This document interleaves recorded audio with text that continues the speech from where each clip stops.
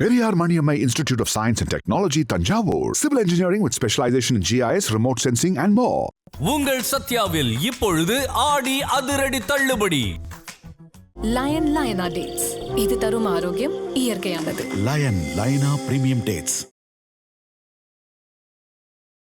IBC தமிழர்களுக்கு வணக்கம். இன்றைய சிறப்பு நேர்காணலில் நம்மோடு இணைந்திருக்கிறார் சத்யகுமார் அவர்கள். வணக்கம். வணக்கம் சங்கர். தமிழக வெற்றி கழகத்தினுடைய முதல் பட்ஜெட் மிகவும் எதிர்பார்க்கப்பட்ட ஒரு பட்ஜெட். 2.5 மணி நேரம் நிதி அமைச்சர் வாசிச்சிருக்காரு. ஏதாவது மக்களுக்கு பயன்பெறும் வகையில் இருக்கும் அப்படின்னு சொல்லி மக்கள் பெரும்பாலும் எதிர்பார்த்தாங்க.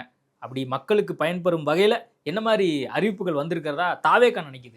இந்த பட்ஜெட் ஆகப்பட்டது சங்கர் 4,70,000 crore ரஃப்லி இருக்கக்கூடிய பட்ஜெட்டு, 4,70,000 கோடி இருக்கக்கூடிய பட்ஜெட்டு. இந்த பட்ஜெட்டில் பார்த்தீங்கன்னா எல்லா தட்டு மக்களுக்கும் கொடுக்கக்கூடியதாக தான் இந்த பட்ஜெட் அமைஞ்சிருக்கு. இதில் முதல்ல பார்த்தீங்கன்னா அண்ணன் சீர்வரிசை திட்டம், அது எங்களுடைய எலெக்ஷன் மேனிஃபெஸ்டோலேயே நாங்கள் ப்ராமிஸ் பண்ணியிருந்தோம். அந்த திட்டத்தில் பார்த்தீங்கன்னா 8 கிராம் கோல்டு காயின், 8 கிராம்ங்கிறது ஒரு சவரன் gold coin plus silk sari உமன்ஸ்க்கு உமனுக்கு கொடுக்கறதா ப்ராமிஸ் பண்ணியிருந்தோம். அதை இதில் பட்ஜெட்டை ஒதுக்கீடாக 812 கோடி நம்ம ஒதுக்கீடு பண்ணியிருக்கோம். அது மாதிரி பார்த்தீங்கன்னா தாய்மாமன் தங்க மோதிர திட்டமாக இருக்கலாம். நெக்ஸ்ட்டு வெற்றி மகளிர் கோட் ரேரிங் ஸ்கீம், ஆடு வாங்கி கொடுக்கறது. அந்த ஆடு வாங்கி கொடுக்குற திட்டம் பார்த்தீங்கன்னா 110 கோடி ஆடு வாங்கி கொடுக்குற திட்டம். அதில் கிட்டத்தட்ட பார்த்தீங்கன்னா 30,000 பேருக்கு அது பயனடைகிற மாதிரியான திட்டம். இதை தாண்டி சீனியர் சிட்டிசன்ஸ்க்கு சீனியர் சிட்டிசன்ஸ் ஹோம் ஒரு 12 டிஸ்ட்ரிக்டில் பைலட் பண்ணுறோம். அவங்களுக்கு தேவையான மெடிக்கல், அவங்க ஹாஸ்பிட்டல்ஸ் போக முடியாது, அதனால் மெடிக்கல் வேன்ஸ் வழியாக கிட்டத்தட்ட ஒரு 120 ஃபேமிலிக்கு ட்ரீட்மெண்ட் கொடுக்கறது, ஒரு நாளைக்கு மினிமம் கொடுக்குற அளவுக்கு ஒரு கெப்பாசிட்டி பில்ட் பண்ணுற மாதிரியான ஒரு மொபைல் ஹாஸ்பிட்டல் உருவாக்குறோம். இதெல்லாமே பார்த்தீங்கன்னா ஒரு innovative strategy and innovative budget strategy. ஏன்னா காரணம் என்னென்னா, ஸ்டேக் ஹோல்டர்ஸ் யார், அதாவது பிறந்த குழந்தையிலிருந்து வயதானவங்க வரைக்கும் ஸ்கீம்ஸ் இருக்கணும், வெல்ஃபேர் ஸ்கீம்ஸாக இருக்கணும், அது நலத்திட்டமாக இருக்கணும். ஏன்னா எங்களுடைய ஆட்சியில் பார்த்தீங்கன்னா எங்கேயுமே இலவசம்னு சொல்ல மாட்டோம், நலத்திட்டம் அவங்களுக்கு கொடுக்குறோம் தான் நம்ம சொல்லுவோம். ஏன் நலத்திட்டம்னா அவங்க கொடுக்குற டேக்ஸ், ஏன்னா சீனியர் சிட்டிசன் டேக்ஸ் கொடுக்குறாங்க, எல்லா ஸ்டேக் ஹோல்டர்ஸுமே டேக்ஸ் கட்டுறாங்க, அவங்க வரி பணம் தான் நம்ம திருப்பி கொடுக்குறோம். அதே மாதிரி அவங்க பேர் சொல்லி தான் நம்ம கடன் வாங்குறோம். இன்னைக்கு 1,20,000 கோடி இந்த பட்ஜெட்டில் நெட் பாரோவிங்ஸாக சொல்லப்பட்டிருக்கு. அந்த 1,20,000 crores பாரோவிங்கும் சங்கர் மேலேயும் அந்த கடன் இருக்கு, சத்யா மேலேயும் அந்த கடன் இருக்கு. அப்போ சத்யாவும் சங்கரும் வரி கட்டுறோம், கடனும் நம்ம பேரை சொல்லி தான் கவர்மெண்ட் வாங்குறதுனால அது இலவசம் சொல்லாமல் ஒரு ஸ்டேக் ஹோல்டர்ஸ்க்குமே போய் சேர்ற அளவுக்கு ஒரு பட்ஜெட் அலோகேஷன் நடந்திருக்கு. ஓவராலாக எல்லா துறைக்கும் எவ்வளோ ஒதுக்கியிருக்காங்க அப்படின்னு சொல்லி நம்ம புள்ளி விவரம் அடிப்படையில் நம்ம பார்க்குறோம். ஆனால் மக்களுக்கு டைரெக்டாக பெனிஃபிட் கொடுக்கக்கூடிய அந்த 2,500 ரூபா தொகையாக இருக்கட்டும், அல்லது சிலிண்டரு நான் 6 சிலிண்டர் கொடுப்பேன்னு சொன்னதாக இருக்கட்டும், அந்த மாதிரி ஸ்கீம் தொடர்பாக எந்த அறிவிப்புமே வரல. ரொம்ப மக்கள்லாம் அப்செட் ஆகிருக்காங்க. நீங்கள் பார்த்தீங்கன்னா சங்கர், லாஸ்ட் இயர் ஒரு இன்டர்வியூ எடுத்திருந்தாங்க பிளானிங் கமிஷன் வைஸ் சேர்பர்சன் கிட்ட. அவர்கிட்ட எடுக்கும்போது அவர் என்ன சொல்லியிருந்தாருன்னா 10 லட்சம் கோடி தான் தமிழ்நாட்டுடைய கடன் அப்படின்னு சொன்னார். தமிழ்நாடு மக்களும் அதுதான் உண்மைன்னு நினச்சாங்க. ஆஸ் அ பார்ட்டி நம்மளுக்கு தமிழ்நாடு கவர்மெண்ட்டுடைய ரெக்கார்ட்ஸ்குள்ளே முழுசாக போய் பார்க்கறதுக்கான ஃபெசிலிட்டிஸோ ரிசர்ச்சோ கிடையாது. கவர்மெண்ட்குள்ளே வந்தால் தான் கவர்மெண்ட்குள்ளே என்ன கஜானா எப்படி ஓட்டை பண்ணி அதில் எப்படி ஊழல் பண்ணியிருக்காங்கன்னு தெரியும்.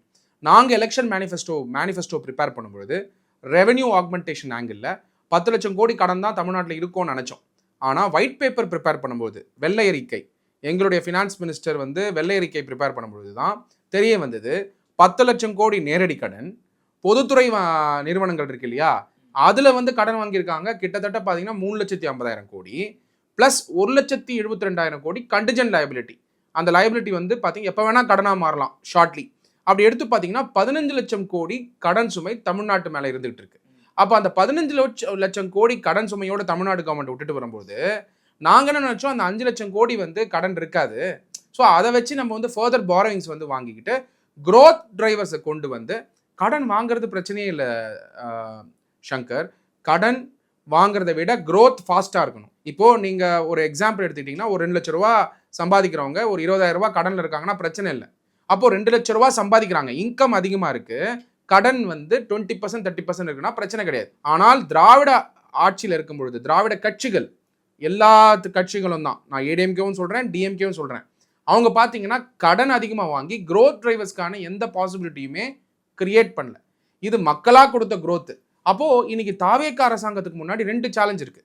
ஒன்று, வெல்ஃபேர் ஸ்கீம்ஸ்க்கு நலத்திட்டங்கள் கொடுக்கறது வெல்ஃபேர் ஸ்கீம்ஸ்க்கு. ரெண்டாவது growth உருவாக்குறது ஸ்டேட்டுக்கு.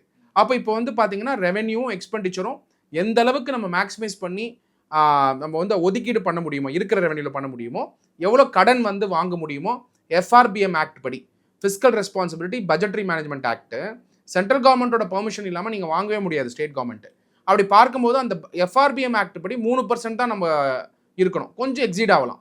அப்படி இருக்கும்போது FRBM ஆக்டை பேஸ் பண்ணியும் எப்படி நம்ம கண்ட்ரோல்டாக வந்து டெட்டு வாங்கணும், கடன் வாங்கணுங்கிறதான அந்த சேலஞ்ச் இருந்ததுனால இன்னைக்கு கடன் சுமை பார்த்தீங்கன்னா இந்த வருஷம் இந்த பட்ஜெட்டை பேஸ் பண்ணி 1,20,000 crore கடன் சுமை இருக்கு.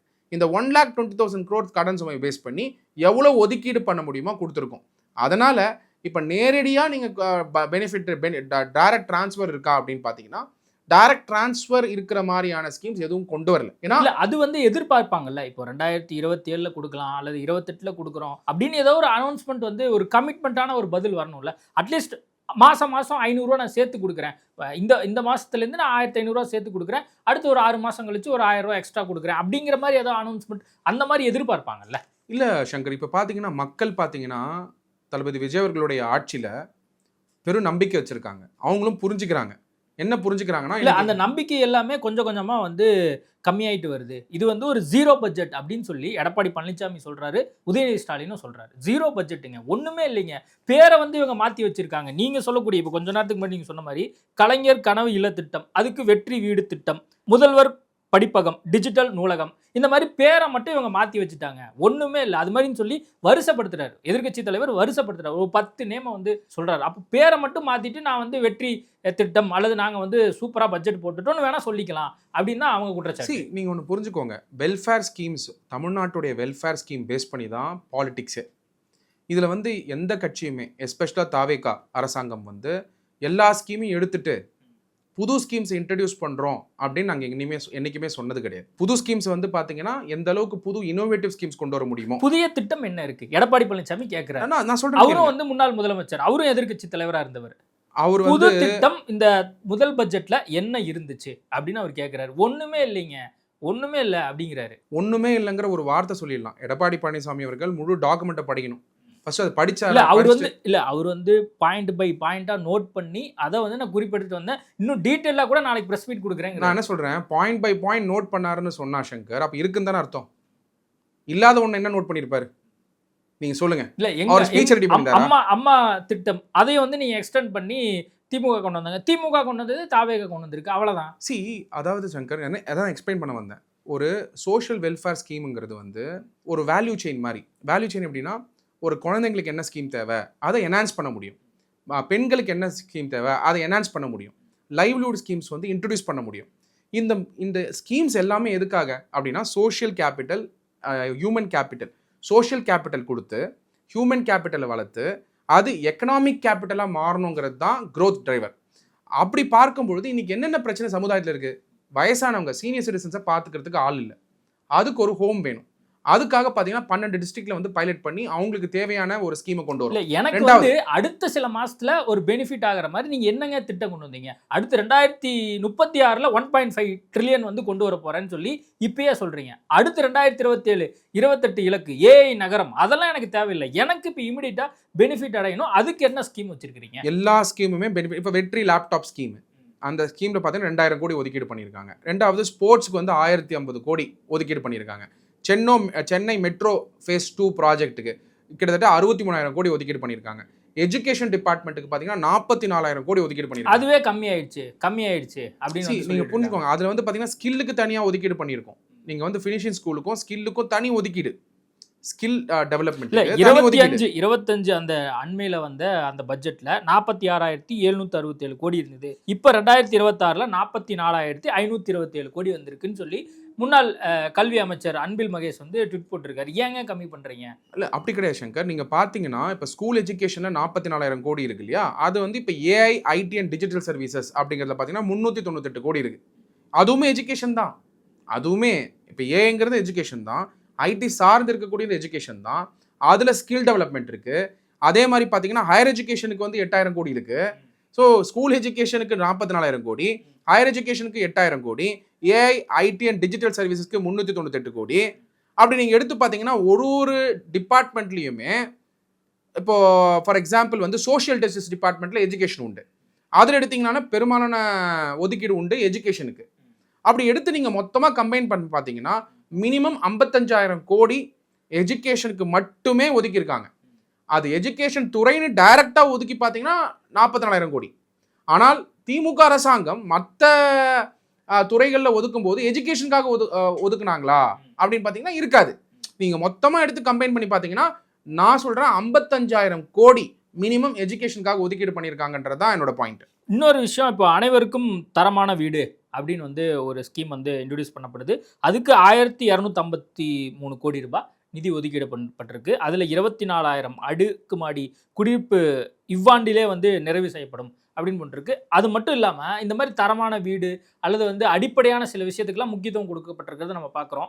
டாப் 5 அறிவிப்பு, டாப் 10 அறிவிப்புன்னு சொல்லி உங்களை மனம் கவர்ந்தது இது, அல்லது நீங்கள் ஒரு பொருளாதார நிபுணர், இந்த விஷயம்லாம் வந்து டைரெக்டாக ஒரு சில ஆண்டுகளில் ஒரு சில மாதங்களில் இது வந்து மக்களுக்கு பயன்பெறும் அப்படிங்கிற மாதிரி இன்னைக்கு அறிவிச்சிருக்கக்கூடிய ஸ்கீம்ல என்ன இதில் ஃபர்ஸ்ட் நல்ல ஸ்கீம் அப்படின்னு பார்த்தீங்கன்னா டிஎன் வெற்றின்னு ஒரு ஸ்கீம் தொடங்கியிருக்காங்க சங்கர். அதில் பார்த்தீங்கன்னா 6,000 கோடி ஒதுக்கீடு பண்ணியிருக்காங்க. இந்த 6,000 கோடி எதுக்குன்னா அங்கே வில்லேஜ் லெவலில் பஞ்சாயத்து லெவலில் அவங்களுடைய இன்ஃப்ராஸ்ட்ரக்சர் டெவலப்மெண்ட்னா அங்கே தேவையான இன்ஃப்ராஸ்ட்ரக்சர் கட்டுமானங்கள், அதாவது ரூரல் ஏரியாவுக்கு கட்டுமானங்களுக்கு ஒரு தனி ஸ்கீம் ப்ரொமோட் பண்ணியிருக்காங்க.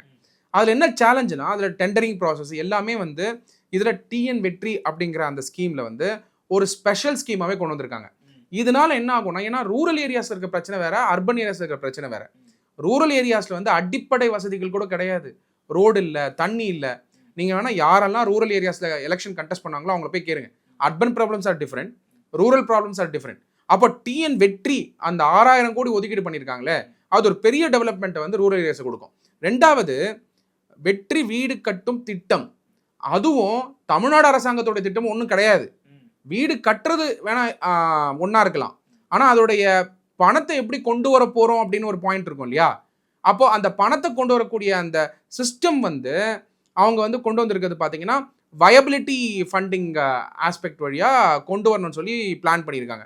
அப்படின்னும் பொழுது பார்த்தீங்கன்னா 70,000 வீடுகள் இந்த வருஷம் வந்து கட்டுறதுக்கான செயல்பாடுக்காக 3,500 கோடி கொடுத்துருக்காங்க. இதை தாண்டி மன்ரேகா திட்டம், விபி ராம் திட்டம்னு மாற்றினாங்க. அதில் பார்த்தீங்கன்னா 125 நாள், 100 நாள்லேருந்து 125 நாளாக மாற்றினாங்க. 25 நாள் எக்ஸ்ட்ரா வந்து சென்ட்ரல் கவர்மெண்ட் ஆட் பண்ணாங்க, யூனியன் கவர்மெண்ட் ஆட் பண்ணாங்க. இப்போது வெற்றி 150ன்னு சொல்லிட்டு 25 நாள் நம்ம ஆட் பண்ணிக்கிறோம். நல்லா புரிஞ்சுக்கோங்க, யூனியன் கவர்மெண்ட்டு 125 நாளைக்கு விபி ராம் திட்டம் கொடுக்குறாங்க. நம்ம என்ன பண்ணுறோம், 25 நாள் நாங்கள் ஆட் பண்ணிக்கிறோம். அதே ஊரக வளர்ச்சிக்கு, நாங்கள் மன்ரேகா திட்டத்துக்கு, விபி ராம் திட்டத்துக்கு அந்த 25 நாளுக்கு நம்ம வந்து பணம் கொடுத்துருவோம். அப்போது நம்ம என்ன ட்ரை பண்ணுறோன்னா, யூனியன் கவர்மெண்ட்டோட ஸ்கீமையும் இன்டெகிரேட் பண்ணி ஸ்டேட் லெவலில் நம்ம வந்து அதை என்ஹான்ஸ் பண்ணி அதை மக்களுக்கு கொண்டு போய் எப்படி வந்து ஒரு யூனிஃபைடு அப்ரோச்சில் கொண்டு போய் சேர்க்கலாங்கிறதான திட்டம் கொண்டு வந்திருக்கோம். இந்த 150 நாள் வெற்றி 150ங்கிறது அடிஷ்னலாக 25 நாள் எம்ப்ளாய்மெண்ட் டேஸ் கொடுக்கறது வந்து one of the iconic scheme அப்படின்னு நான் சொல்லுவேன். ஏன்னா அது வந்து ரூரல் ஏரியாஸ் நீங்கள் போய் பார்த்தா தான் தெரியும் எவ்வளோ பேருக்கு இது வந்து பெரிய வாழ்வாதாரம். வருஷத்தில் 365 நாளில் 150 நாளுக்கு வேலை வாய்ப்பு உருவாக்கியிருக்கோம் கிராமப்புறத்தில்.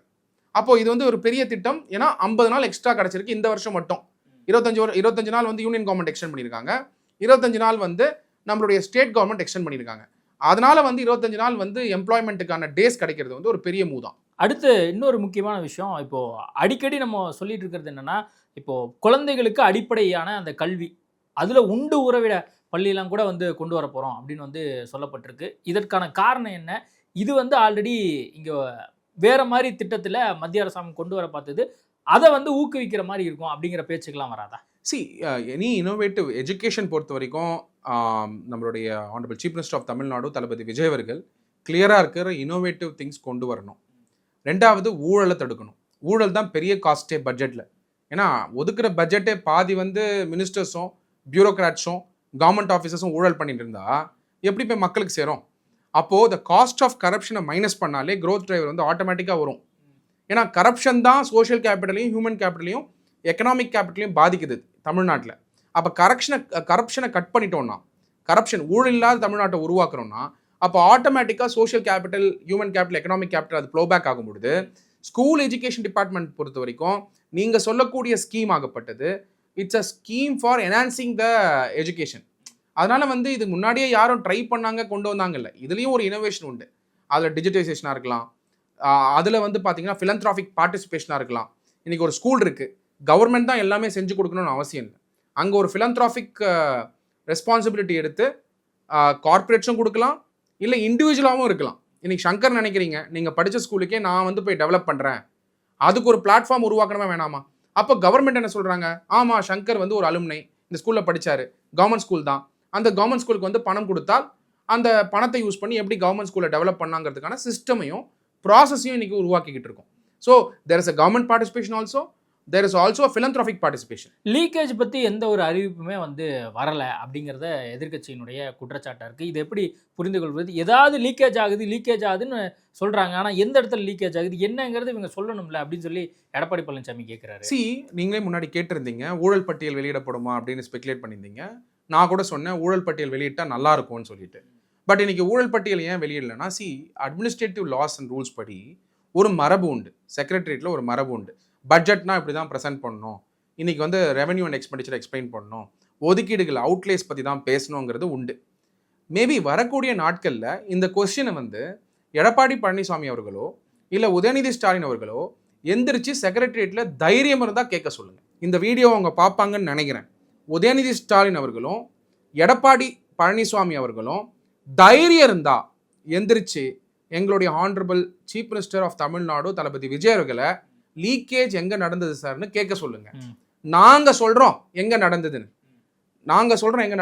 MAWS டிபார்ட்மெண்ட்டில் KNR வழியாக லீக்கேஜ் நடந்தது, செந்தில் பாலாஜி வழியாக ஆயிரக்கணக்கான ஊழல் நடந்திருக்கு, எங்கெல்லாம் வந்து வழக்குகள் வந்து எந்தெந்த துறையிலலாம் வழக்குகள் இருக்கு, எந்தெந்த பியூரோக்ராட்லாம் வந்து DMK உடைய கட்சிக்காரங்களோட சேர்ந்துக்கிட்டு ஊழல் பண்ணாங்க, டாஸ்மாக் ஊழல் எப்படி விசாகன் அவர்கள் ஊழல் பண்ணியிருக்காரு, எப்படி வந்து உதயநிதி ஸ்டாலின் அவர்களுடைய ஃப்ரெண்டு ரதீஷ் சண்முகம் வந்து எப்படிலாம் வந்து கவர்மெண்ட்டை கண்ட்ரோல் பண்ணிட்டு இருந்தாரு, இதுக்கு நாங்கள் பதில் சொல்கிறோம். தைரியம் இருந்தால் எடப்பாடி அவர்களையும் உதயநிதி ஸ்டாலின் அவர்களையும் வரக்கூடிய சட்டமன்றத்தில் நாட்களில் எந்திரிச்சு கேள்வி கேட்க சொல்லுங்க. ஓகே, கேட்கறதுக்கான தைரியம் இருக்காது. AI நகரம் வந்து உருவாக்கப்படும் அப்படின்னு வந்து பேசப்பட்டிருக்கு. அதில் எப்படி இந்த திட்டத்தை வந்து இம்ப்ளிமெண்ட் பண்ண போகிறோம், இது வந்து இமிடியட்டாக நடக்குமா, எந்த ஊர் எந்த இடம் எவ்வளோ விஷயங்கள் இதில் இருக்குது, இதை பற்றிலாம் என்ன மாதிரி அனலைஸ் வந்து பண்ணப்பட்டிருக்கு? இந்த AI நகரம் டெவலப் பண்ணுறதுக்காக ஒரு 500 கோடி வந்து ஒதுக்கீடு பண்ணியிருக்காங்க.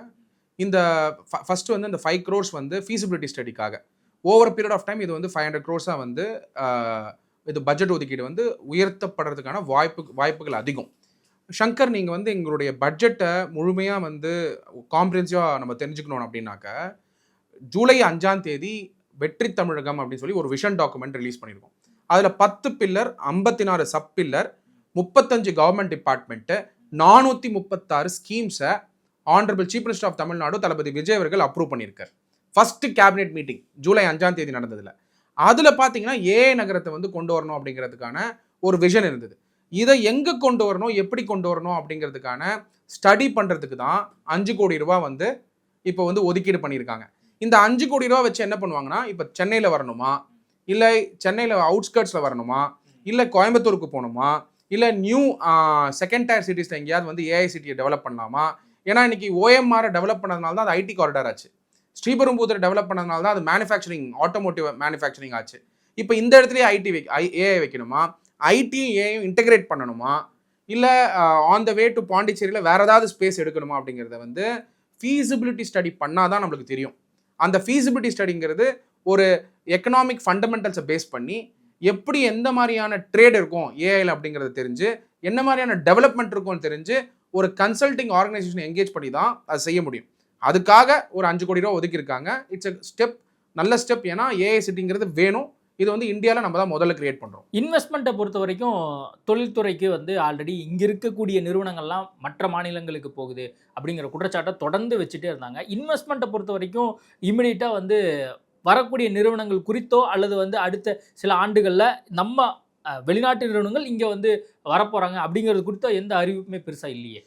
FDI பொறுத்த வரைக்கும் அது வந்து ஒரு ஸ்டெப் பை ஸ்டெப் பண்ண வேண்டியது. ரெண்டாவது வந்து ஸ்ட்ராட்டஜிக் அப்ரோச். அது நீங்கள் பார்த்தீங்கன்னா போய் வெளிநாட்டில் வந்து ஃபாரின் கம்பெனிஸை போய் மீட் பண்ணுறது கூட எல்லா ஸ்டேட்ஸும் இப்போ போடுறதில்ல. இது எப்படின்னா கிளைண்ட்ஸ் மாதிரி தான். நீங்கள் கிளைண்ட் கான்ஃபிடென்ஷியாலிட்டி மெயின்டைன் பண்ணணும் until the agreement is signed.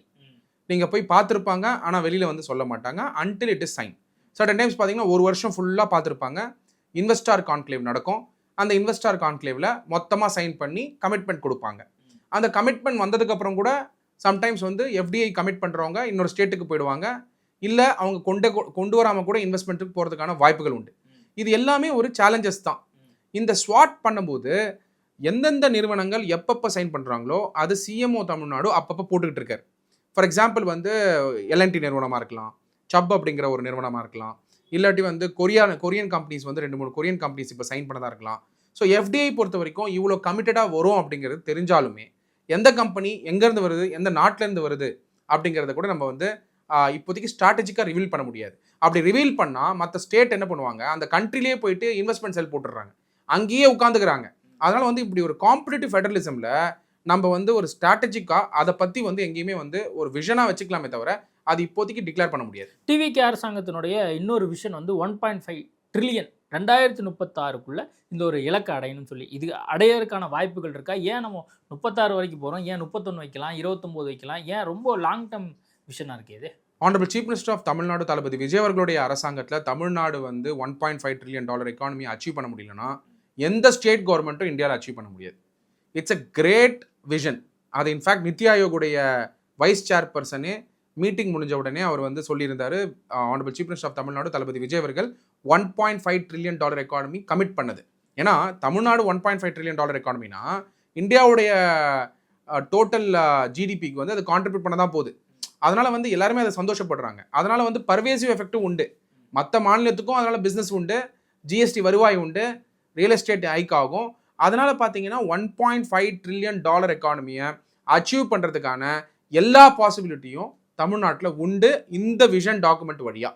குழு போட்டு புதுசாக வந்து பொருளாதார ரீதியாக அடுத்த கட்டத்துக்கு எடுத்துகிட்டு போகிறதுக்கு புதுசாக வந்து 5 பேர் உறுப்பினர்கள் அடங்கிய ஒரு குழு வந்து போடப்பட்டிருக்கு. இவங்க குழு போட்டு எப்படி வந்து எக்ஸ்போஸ் ஆனாங்களோ அதே மாதிரி வந்து இப்போ இவங்களும் எக்ஸ்போஸ் ஆக போகிறாங்க அப்படிங்கிற குற்றச்சாட்டும் அப்படி ஒரு பார்வையும் வந்து முன்வைக்கப்படுது அதிமுகவினரால். மான்டெக் சிங் அல்வாலியா அவருடைய தலைமையில் சங்கர் கிட்டத்தட்ட 5 பேர் வந்து டாப் எக்கானமிஸ்ட் வந்து போட்டிருக்காங்க. அவங்க எல்லாருமே honourable chief minister of Tamil Nadu Thalapathy Vijay அவர்களுடைய செலெக்ஷன் தான். அவங்கள ஏன் செலக்ட் பண்ணியிருக்காங்கன்னா ரெவென்யூ ஆக்மெண்டேஷன்.